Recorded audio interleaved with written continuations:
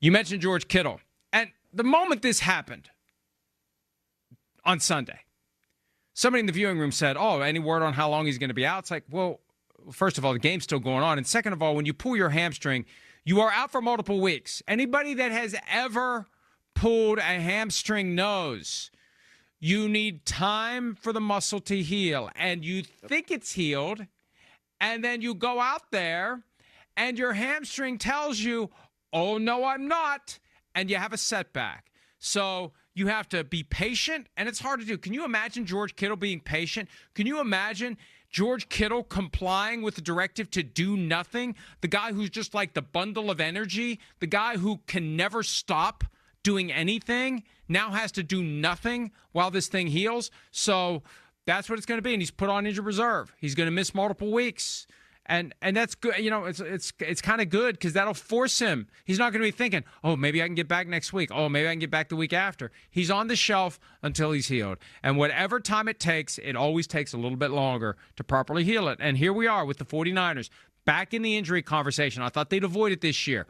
Their most important pass catcher, arguably, out. Brock Purdy, couple of injuries. Question of whether or not he's going to be available to play in New Orleans. Could be Michael McCorkle-Jones that we see against the Saints. So, not a good sign for the 49ers. They got their win week 1, but, man, there are reasons already to be concerned about that team. Yeah, it's really – it kind of stinks. I mean, you like to watch a guy like George Kittle play. I mean, because of what you said, he's that bundle of energy. He's always out there. He's making the tough plays. He really is one of those players that Brock Purdy has so much chemistry with. And, again, we don't know if Brock Purdy is going to play this week. But, when you have your starting quarterback – you want him to have those guys that he has that chemistry with. And so it's a big deal that George Kittle is going to be out for at least the next 4 games. And, especially if Mac Jones has to then come in and play, well, okay, now you're really going to be missing something from that offense. But I do think it's interesting that Mac Jones is there with San Francisco, which I had kind of forgotten, because all the different transactions, that come across in the NFL offseason, it's like, wait a minute, where did Mac Jones go? Oh, yeah, he's with Kyle Shanahan. Perhaps the prophecy will now be fulfilled.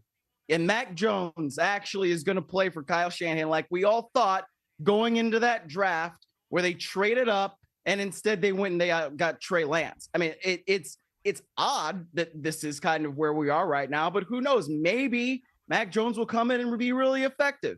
Or maybe we just see Brock Purdy, the $50 million man, continue to play. We'll see what happens this week. Injury report's going to be big. Hi, it's Mike Florio. Thanks for watching PFT on YouTube. Hit subscribe for the latest news and analysis from Pro Football Talk.